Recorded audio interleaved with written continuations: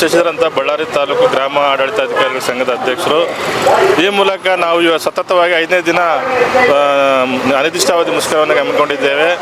ನಮ್ಮ ಮೂಲ ಬೇಡಿಕೆಗಳು ಈಗಾಗಲೇ ಸರ್ಕಾರಕ್ಕೆ ಗಮನಕ್ಕೆ ಬಂದಿದೆ. ಆ ಮೂಲಭೂತ ಬೇಡಿಕೆಗಳು ಏನಾಗಿದ್ದಾವಲ್ಲ ಅವನ್ನ ಮೂಲಭೂತ ಬೇಡಿಕೆಗಳ ದಯಮಾಡಿ ಈಡೇರಿಸಿಕೊಡಿ. ನಮ್ಮ ಮುಷ್ಕರವನ್ನು ನಾವು ಹಿಂತೆಗೆದುಕೊಳ್ತೀವಿ.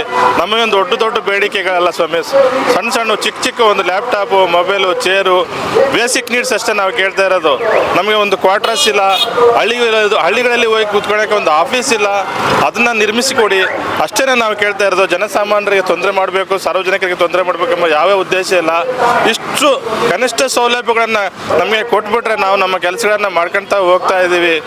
ಇನ್ನು ಟಿ ಎ ಬಂದ್ಬಿಟ್ಟು ಇನ್ನು 500 ರೂಪಾಯಿಲಿದೆ. ನಾವು ಟಿ ಎ 500 ರೂಪಾಯಿದಲ್ಲಿ ಒಂದು ತಿಂಗಳಿಗೆ 500 ರೂಪಾಯಿ ಕೊಟ್ಟರೆ ಅದು ಯಾವುದಕ್ಕೂ ಸಾಕಾಗಲ್ಲ. ಇನ್ನು ಮುಟೇಷನ್ ಅವಧಿಗಳು ಬಂದ್ಬಿಟ್ಟು 7 ದಿವಸ ಇದೆ. ಅದನ್ನ ಎಂಕ್ವೈರಿ ಕೂಡ ಮಾಡೋಕ್ಕಾಗಲ್ಲ. ಯಾವುದನ್ನು ರಜೆ ಹಬ್ಬ ಅಂತ ಬಂದ್ಬಿಟ್ರೆ 7 ದಿವಸ ಮುಗಿದೋಗ್ಬಿಡ್ತವೆ. ಆ 7 ದಿವಸದ ಅವಧಿಯನ್ನು 15 ದಿವಸದೊಳಗೆ ವಿತರಿಸಿ. ಆಮೇಲೆ ನಮಗೂ ರಿಸ್ಕ್ ಅಲವೆನ್ಸಸ್ಸನ್ನು ಕೊಡಿ. ಇವಾಗ ಪೊಲೀಸ್ ಇಲಾಖೆಗೆ ಏನು ಕೊಡ್ತಾ ಇದ್ದೀರಾ 3,000 ರೂಪಾಯಿ, ತಿಂಗಳಿಗೆ ಕೂಡ ನಾವು 3,000 ರೂಪಾಯಿ ಕೊಡಿ. ರಜಾ ದಿನಗಳಲ್ಲಿ ಕೆಲಸಗಳನ್ನು ಕೊಡಬೇಡಿ ಸ್ವಾಮಿ. ನಾವು ಮನುಷ್ಯರು, ನಮಗೂ ಒಂದು ಹೆಂಡತಿ ಮಕ್ಕಳಿದ್ದಾರೆ. ಶನಿವಾರ ಮತ್ತು ಭಾನುವಾರ ರಜೆಯನ್ನು ಕೊಡಿ. ಒಂದು 20 ವರ್ಷದಿಂದ ಅದೇ ಹುದ್ದೆಯಲ್ಲೇ ಮುಂದುವರಿಸ್ತಾ ಇದ್ದೀವಿ.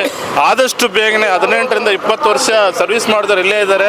ಅವರಿಗೆಲ್ಲ ಬೇಗನೆ ಪ್ರಮೋಷನ್ ಕೊಡಿ. ಇಷ್ಟು ಹೇಳಿ ಸರ್ಕಾರಕ್ಕೆ ಕೈ ಮುಗಿದು ಮಾಧ್ಯಮದ ಮುಖಾಂತರ ಕೈ ಮುಗಿದು ಕೇಳ್ಕೊಂತೀವಿ. ನಾವು 5ನೇ ದಿನ ಆಯಿತು, ಇಲ್ಲಿವರೆಗೂ ಯಾವುದೇ ಕೆಲಸಗಳನ್ನು ನಿರ್ವಹಿಸಿಲ್ಲ. ಆನ್ಲೈನ್ ಮುಖಾಂತರ ಮಾಡಬೇಕಾಗಿರ್ತಕ್ಕಂಥ ಕೆಲಸಗಳನ್ನು ಮಾಡಿಲ್ಲ.